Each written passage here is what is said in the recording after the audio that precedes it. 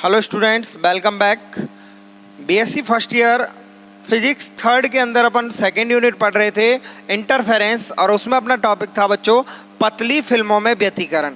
और इस पतली फिल्मों में व्यतिकरण में मैंने आपको डायग्रामेटिकली समझाया था कि जब कोई प्रकाश किरण एस ए पतली फिल्म के पृष्ठ ऊपरी पृष्ठ पर आपतित होती है तो वहाँ से क्या होती है, परावर्तित होती है, और फिर उसमें से ऊपर जो किरणें निकलती हैं ऊपरी पृष्ठ या पहले पृष्ठ से जो परावर्तित किरणें निकलती हैं वो आगे जाके कला संबद्ध किरणें होंगी, और कला संबद्ध एक दूसरे पर अध्यारोपित होंगी तो क्या बनाएंगी बच्चों, व्यतिकरण बनाएंगी। ऐसे ही जो ट्रांसमिटेड रेज होंगी, पारगमित किरणें होंगी, वो भी क्या होंगी, कला संबद्ध किरणें होंगी। और ये जब अधिक दूरी पर पहुंच करके और एक दूसरे पर क्या होंगी, अध्यारोपित होंगी, तो अध्यारोपित होके क्या बनाएंगी, व्यतिकरण। तो इस प्रकार से पारगमित किरणों से भी व्यतिकरण प्रतिरूप बनता है। और इनमें अपन पहला व्यतिकरण प्रतिरूप के लिए पढ़ रहे थे परावर्तित किरणों में व्यतिकरण। परावर्तित किरणों में व्यतिकरण के लिए मैंने आपको बताया था AR1 और CR2। AR1 व CR2 के मध्य अपन सबसे पहले क्या करते हैं बच्चों, यहाँ पर आयाम AR1 और CR2 का मैंने आपको आयाम निकलवाया तो वो लगभग बराबर होता है, लगभग समान आयाम की होती हैं। इसके बाद जो और किरणें हैं, इसके बाद की जो अगली किरणें हैं वो क्या होती हैं बच्चों, उनका आयाम उनकी तुलना में बहुत कम होता है, तो उनको अपन नेग्लेबल कर देते हैं। तो AR1 और CR2 के मध्य पथांतर ज्ञात करके इनसे उत्पन्न होने वाले व्यतिकरण को अपन पढ़ रहे थे। इसके लिए मैंने AR1 और CR2 के मध्य सबसे पहले पाथ डिफरेंस पथांतर ज्ञात किया, और वो था म्यू अपवर्तनांक वाले माध्यम में चली गई दूरी माइनस वायु में चली गई दूरी, यानी म्यू AVC माइनस AK। और ये फिर मैंने आपको उस डायग्राम से AB और BC की वैल्यू निकलवाई, वो थी T/cos R, और AM इक्वल टू MC, ये वैल्यू आई थी T/tan R। ऐसे ही AC बराबर आया था अपना T/tan R, AC बराबर AM प्लस MC, और ये वैल्यू रखी तो ये आई T/tan R plus T/tan R मतलब 2T/tan R। और फिर त्रिभुज ACK से अपन ने AK का मान निकाला, वो आया था AC sin I, और इसका मान जब AC का मैंने यहाँ से उठा के रखा बच्चों, AC बराबर समीकरण 4 से रखा तो ये आया AK बराबर 2T/tan R sin I। अब देखना बच्चों, अपने लिए पथांतर ज्ञात करने के लिए AB चाहिए, VC चाहिए और AK चाहिए। अपन ने डायग्राम से AB भी ज्ञात कर लिए, VC भी ज्ञात कर लिया और AK भी ज्ञात कर लिया है। अतः अपन इन तीनों वैल्यू को, AB और VC के मान समीकरण 2 में है और AK के मान समीकरण 6 में है। अतः समीकरण 2 और 6 से मान उठाकर कहाँ रख दें अपन, समीकरण 1 में। अर्थात समीकरण 2 व 6 से, समीकरण 2 व 6 से AB, VC तथा AK के मान समीकरण 1 में रखने पर, समीकरण 1 में रखने पर देखना बच्चों, जब ये वैल्यूज अपन समीकरण 1 में पुट करेंगे तो क्या मान प्राप्त होंगे अपने लिए, पथांतर डेल, पथांतर डेल इक्वल टू क्या आएगा बच्चों, म्यू इंटू AB का मान क्या है बच्चों, T/cos R, प्लस VC की भी मान यही है T/cos R, minus AK, minus AK का मान समीकरण 6 से क्या है बच्चों, 2T/tan R sin I। ये वैल्यू अपन ने कहाँ पुट कर दी बच्चों, समीकरण 1 में पुट कर दी पाथ डिफरेंस ज्ञात करने के लिए। इसको दे दिया अपन ने समीकरण नंबर 7।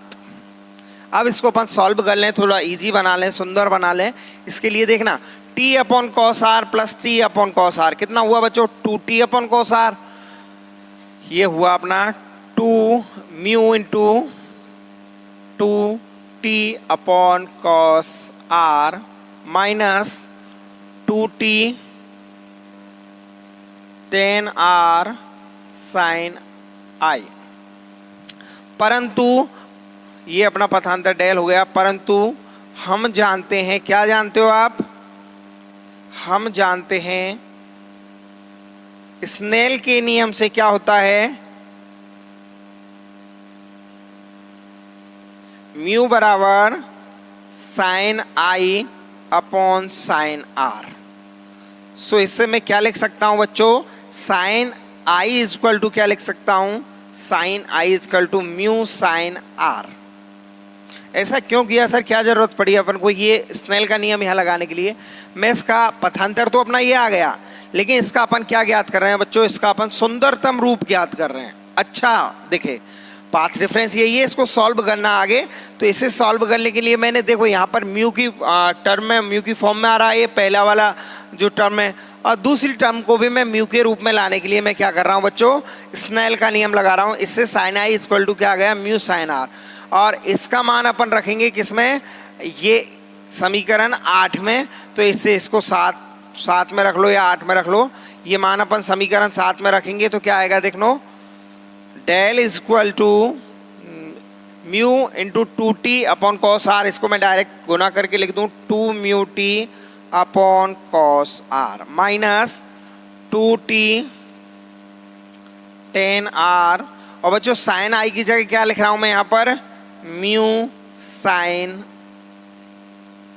साइन आई की जगह लिख रहा हूं म्यू साइन आर।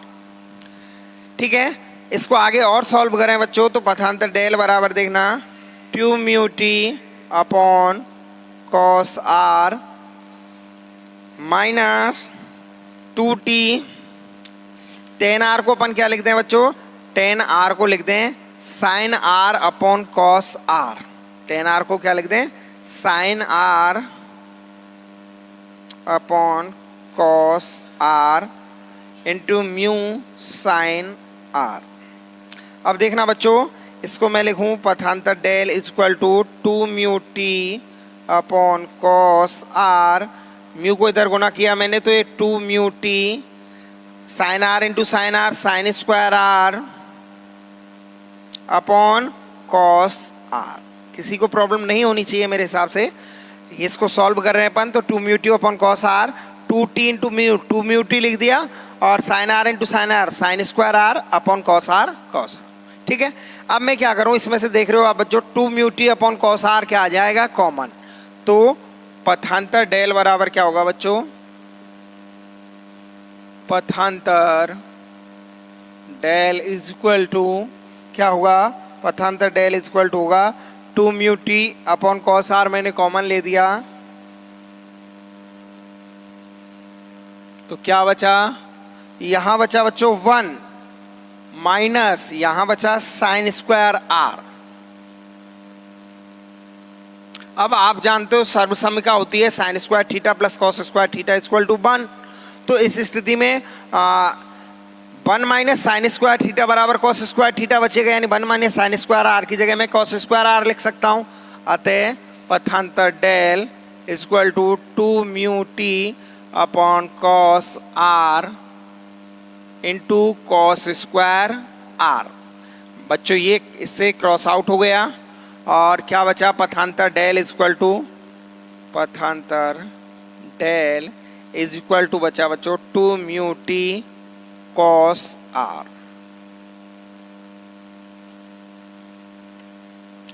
इसका दे दिया अपन ने समीकरण नंबर 8। और ये क्या हो गया, फाइनली पाथ डिफरेंस अपन ने AR1 और जो CR2 जो परावर्तित किरणें थी उन किरणों के मध्य पथांतर ज्ञात कर लिया। इस बात को क्लियर कर लेना आप लोग कि यहाँ पर अपन ने परावर्तित किरणें तो AR1 CR2 उसके बाद ER3 इस तरह से और भी आगे थी, डैश डैश करके किया था अप टू सो ऑन। लेकिन अपन ने AR2 और AR1 और CR2 के मध्य पथांतर क्यों निकाला, इसका कारण मैंने आपको बताया था बच्चों। इसका कारण है क्योंकि इनके आयाम लगभग बराबर हैं।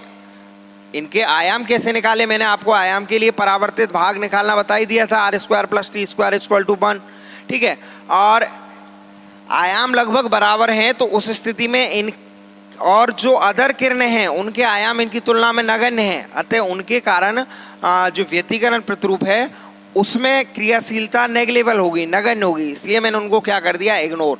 तो इनके मध्य पथांतर क्या निकाल लिया अपन ने, 2 म्यू टी कॉस आर निकाल लिया। अब ये पथांतर अपन का आ गया और इस पथांतर से अपन क्या ज्ञात कर सकते हैं कि विनाशी व्यतिकरण होगा या संपोषी व्यतिकरण होगा। लेकिन यहाँ ये अपन ने पथांतर निकाला, यहाँ पर एक स्टोक का नियम और लागू होता है और स्टोक के नियम के अनुसार जब कोई प्रकाश किरण किसी सघन माध्यम से विरल माध्यम की सतह पर परावर्तित होती है, जब कोई प्रकाश किरण किसी सघन माध्यम से विरल माध्यम की सतह पर परावर्तित होती है, तो परावर्तित किरण कौन सी परावर्तित, देखना मैं स्थिति आपको समझा रहा हूं। ये अपना था पतली फिल्म और ये थी ऊपर वायु, इसका अपवर्तनांक था म्यू। ये एस ए किरण यहाँ पर आपतित हुई तो ये सघन माध्यम से विरल में परावर्तित हुई। AR1 बच्चों ध्यान से देखना, AR1 जब कोई प्रकाश किरण सघन माध्यम से विरल माध्यम में परावर्तित होती है तो परावर्तित किरण में अतिरिक्त कलांतर पाई या अतिरिक्त पथांतर λ/2 उत्पन्न हो जाता है। ध्यान रखना यहाँ पर केवल इस किरण में होगा, दूसरी CR2 में नहीं होगा। क्यों नहीं होगा? क्योंकि वो बच्चों इधर से अपवर्तित हो रही है, यहाँ से इस तरह से आती है, ये स्थिति यूँ आएगी फिर इधर निकल जाएगी और ये इधर और फिर इधर। तो यहाँ से इसके लिए अपन देखेंगे तो ये इधर अपवर्तन हो रहा है और ये विरल से सघन क्या हो रहा है, सघन से विरल में हो रहा है। जबकि स्टोक का नियम क्या कहता है? स्टोक के नियम के अनुसार जब कोई प्रकाश किरण किसी सघन माध्यम से विरल माध्यम की सतह पर परावर्तित होती है तो λ/2 अतिरिक्त पथांतर उत्पन्न हो जाता है। अतः इस पथांतर में λ/2 अतिरिक्त पथांतर और उत्पन्न हो गया। तो ये AR1 और CR2 के मध्य AR1 में क्या हो गया? अतिरिक्त पथांतर λ/2 उत्पन्न हो गया, तो उसे अपन क्या कर देंगे? घटा देंगे। देखना, परंतु स्टोक के नियम अनुसार जब कोई प्रकाश किरण किसी सघन माध्यम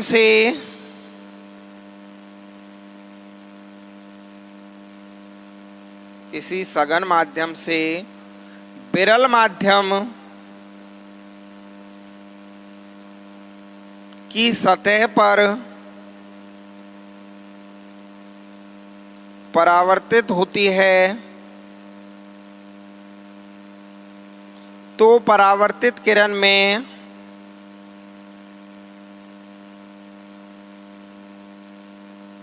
λ/2 अतिरिक्त पथांतर या इसके संगत कलांतर कितना होगा? पाई अतिरिक्त पथांतर उत्पन्न हो जाता है। ये क्या कहता है बच्चों? स्टोक का नियम। अब यहां समझ लेना बच्चों, मैंने बताया AR1 सघन से विरल में परावर्तन हो रहा है, AR1 किरण, और अपन ने पथांतर निकाला AR1 और CR2 के मध्य। तो AR1 और CR2 के मध्य पथांतर अपन ने ज्ञात किया और AR1 में क्या हो रहा है? अतिरिक्त λ/2 पथांतर उत्पन्न हो रहा है।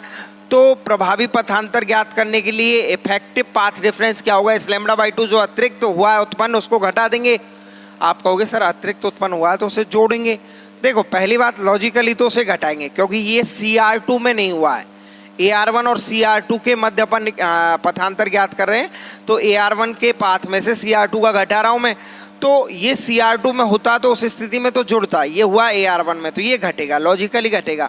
लेकिन आप कहोगे सर अतिरिक्त उत्पन्न हुआ है तो अपन इसे जोड़ेंगे। अगर आप जोड़ते हो तब भी कोई प्रभाव नहीं पड़ेगा, ये λ/2 के गुणज के रूप में ही होगा। और यहाँ बच्चों जो व्यतिकरण प्रतिरूप की स्थितियाँ हैं वो दो रूप में होती हैं, या तो लैम्बडा के पूर्ण गुणज के रूप में या λ/2 के विषम गुणज के रूप में। तो अतिरिक्त λ/2 उत्पन्न होने से क्या हो जाएगा? λ/2 का विषम गुणज हो जाएगा। तो जोड़ो घटाओ कोई फर्क नहीं पड़ेगा, लॉजिकली अपन इसे घटाएंगे क्योंकि ये AR1 किरण में उत्पन्न हुआ है। अतः प्रभावी पथांतर क्या होगा बच्चों? देखना,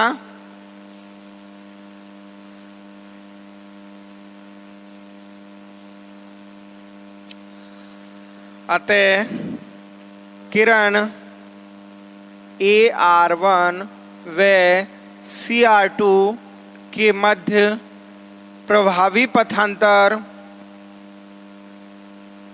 AR1 व CR2 के मध्य प्रभावी पथांतर कितना हुआ बच्चों?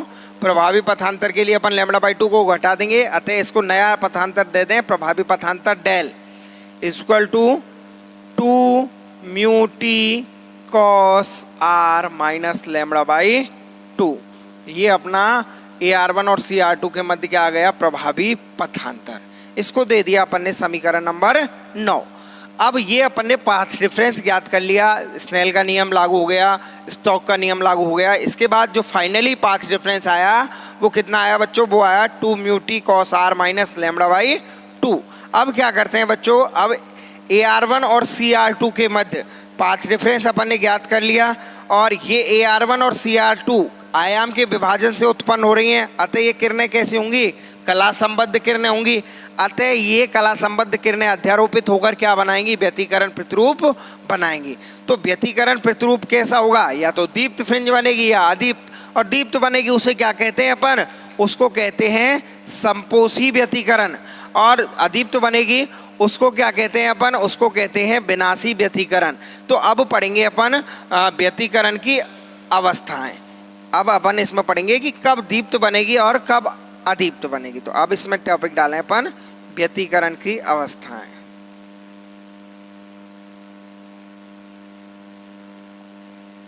देखो बच्चों, अपन क्या पढ़ रहे हैं, अपन पढ़ रहे हैं पतली फिल्मों में व्यतिकरण, और उसके अंदर क्या पढ़ रहे हैं, परावर्तित किरणों के कारण व्यतिकरण। और अब वो व्यतिकरण वाली स्थिति आ गई, तो अब पढ़ रहे हैं अपन कि दीप्त फ्रिंज बन रही है या अदीप्त, यानी संपोषी बन रहा है या विनाशी व्यतिकरण।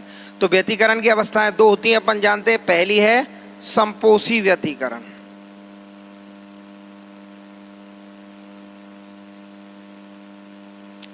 Constructive interference.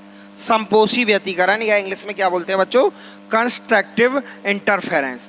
अब आप अच्छे से जानते हो कि संपोषी व्यतिकरण की शर्त क्या है। संपोषी व्यतिकरण का प्रतिबंध है कि जब पथांतर क्या होता है, लैम्बडा का पूर्ण गुणज। तो व्यतिकरण कौन सा होता है, संपोषी व्यतिकरण। हम जानते हैं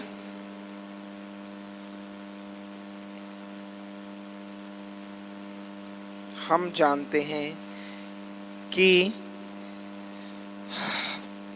संपोषी व्यतिकरण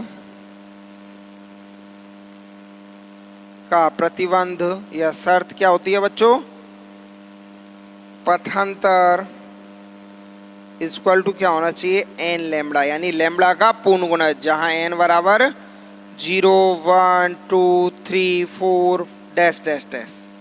इज इट क्लियर। इसके बाद क्या है बच्चों, देखना, अब आप जानते हो कि पथांतर जब लैम्बडा का पूर्ण गुणज होता है तो संपोषी व्यतिकरण होता है। तो अब संपोषी कब होगा, जब जो पथांतर आया वो किसके बराबर हो, एन लैम्बडा के बराबर। इसको दे दिया अपन ने समीकरण नंबर, अगला जो भी है आपका समीकरण 10। तो समीकरण 9 और 10 से क्या लिख सकते हैं, ये भी पथांतर है, ये भी पथांतर है, तो दीप्त का संपोषी व्यतिकरण कब होगा। अतः संपोषी व्यतिकरण के लिए क्या होना चाहिए, अतः संपोषी व्यतिकरण के लिए जो अपना पथांतर आया है del equal to 2 mu T cos are minus lambda by 2 equal to N lambda होना चाहिए। इस स्थिति में क्या होगा, संपोषी व्यतिकरण होगा। जब पथांतर क्या हो बच्चों, 2 mu T cos are minus lambda by 2 equal to N lambda होगा, तो संपोषी व्यतिकरण होगा। इसको दे दो समीकरण नंबर 11। अब एक बात आप अच्छे से समझ लेना, देखिए पथांतर जब लैम्बडा बाई 2 का विषम गुणज होता है तो विनाशी व्यतिकरण होता है, और जब लैम्बडा का पूर्ण गुणज होता है तो कैसा होता है बच्चों, संपोषी व्यतिकरण होता है। तो संपोषी व्यतिकरण के लिए अपन ने क्या किया, संपोषी व्यतिकरण के लिए अपन ने पथांतर को एन लैम्बडा का क्या कर दिया, पूर्ण गुणज।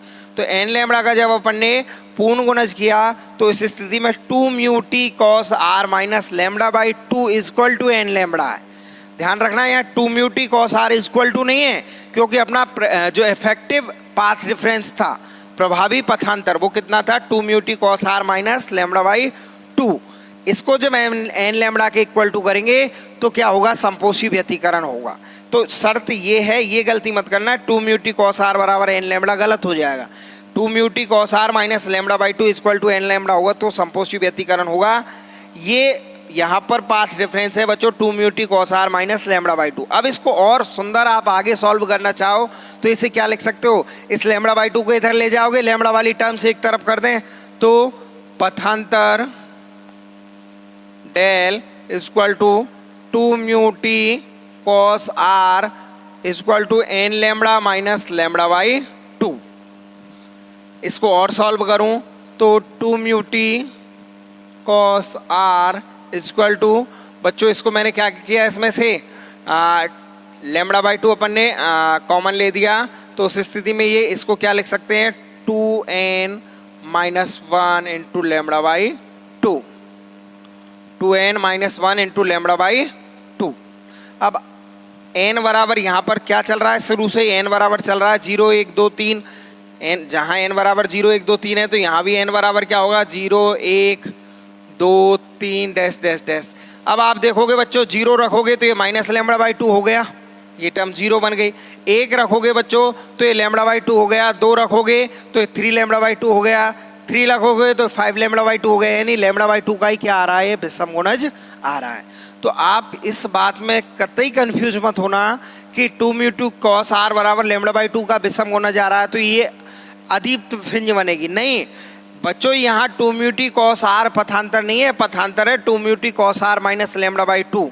तो आपसे पूछा जाए कि परावर्तित किरणों के लिए विनाशी व्यतिकरण, परावर्तित किरणों के लिए संपोषी व्यतिकरण का प्रतिबंध लिखिए, तो या तो लिखोगे आप 2 mu T cos are minus lambda by two बराबर एन लेमड़ा, या आप इसको लिख दोगे बच्चों पथांतर del equal to 2 mu T cos R, या ऐसे लिख दो 2 mu T cos are equal to 2n minus 1 lambda by two.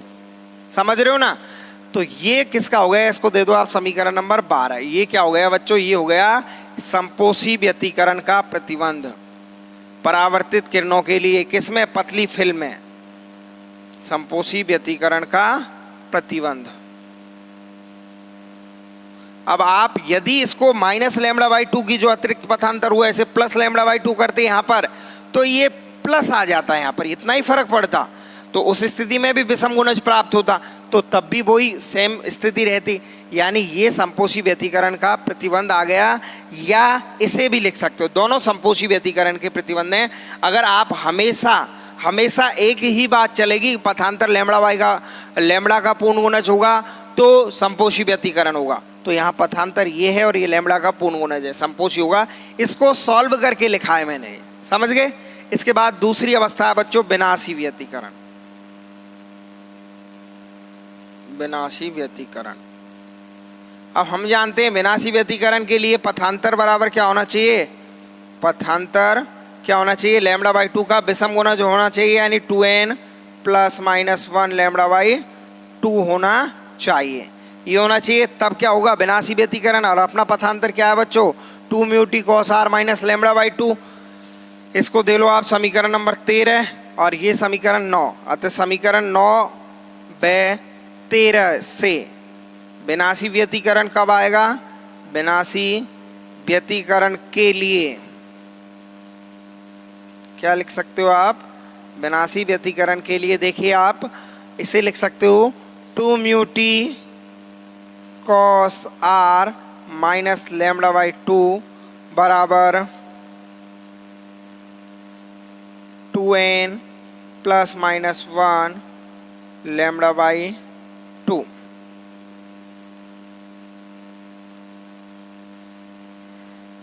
या ऐसे 2n minus 1 lambda by to लिख दो, एक ही बात है, या प्लस लेमड़ा बाई टू लिख दो, दोनों स्थिति में होगा। इससे ये क्या हो गया बच्चों, ये हो गया विनाशी व्यतिकरण का प्रतिबंध। इसे आगे और सॉल्व करें तो लेमड़ा बाई टू को इधर ले जाऊंगा मैं, इसको अपन क्या लिख सकते हैं, लेमड़ा बाई टू को गुना करेंगे यहाँ तो n lambda minus lambda by to लिख सकता हूँ इसे। तो इसे सॉल्व करें तो 2 mu T cos are minus lambda by two equal to, इसको गुना किया तो n lambda minus lambda by two, यही होगा बच्चों। अब इसको मैंने सॉल्व किया आगे, तो देखना 2 mu T cos are equal to n lambda minus lambda by two, और इधर लाए इस माइनस को तो ये plus lambda by two cancel, तो क्या बचा बच्चों 2 म्यू टी कॉस आर बराबर n लेमड़ा। ये और ये दोनों, ये लेमड़ा बाई टू का विषम गुणज है, विनाशी व्यतिकरण का प्रतिबंध है, इसे सुंदर करके लिखा तो ऐसे भी लिख सकते हैं। ये विनाशी व्यतिकरण की शर्त आ गई। अब आपसे पूछा जाए विनाशी व्यतिकरण और संपोषी व्यतिकरण के लिए प्रतिबंध लिखिए, किसमें आपको लिखना है, पतली फिल्म के परावर्तित किरणों में, तो आप ये लिख दोगे ना 2 म्यू टी कॉस आर बराबर n लेमड़ा, तो भी सही है।